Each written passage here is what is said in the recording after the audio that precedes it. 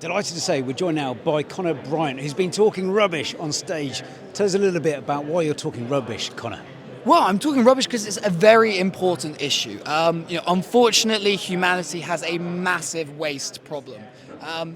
The good news, people have woken up to some of this issue more recently. We're starting to see awareness, particularly of the plastic problem. But I think there is a danger that people will get so focused on anti-plastics and forget that really the problem is waste. We are wasteful with everything that we consume, not just plastics, and that is a massive environmental problem. And it's also something that is inherently unsustainable. The world has finite resources, and we are consuming them infinitely. And any logical person can see you can only consume a limited amount of stuff for so long. Couldn't agree more. It really, really winds me up when you see people, whether they're idling in their vehicles, throwing out food that they should have eaten, whatever it might be. But what can we all be doing slightly better? What can we do today? So actually, I think there's an interesting thing of that the waste issue is often seen through the lens of blaming consumers for litter and pollution because ultimately they might be the person that ends up throwing it away. But I think we've got to zoom out on one. Disposable packaging is designed to be disposable, therefore whoever created it had the intention that this packaging would be thrown away. So if the consumer then throws it away, whose fault is it?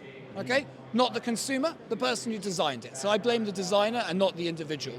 And then on the other side of that, this is a big problem with our recycling, is it doesn't matter how much you consumers put waste in the bin.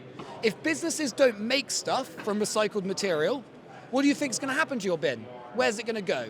Well, it's not worth separating it out if no one wants the material, so they'll just burn it or throw it in a hole. So for too long, we've been gaslighting consumers, pretending they are the problem, but actually we need much more pressure on government or on businesses to change the way they design their products and to change the materials they use to make them. Couldn't agree more. Love your passion, love what you've been saying on stage. It's been a great pleasure listening to you. Finally, before we go, where can we find out a little bit more about Rubbish Ideas? Oh, excellent. Well, the best place, to be honest, is to go onto LinkedIn. That's where I'm most active on my social media.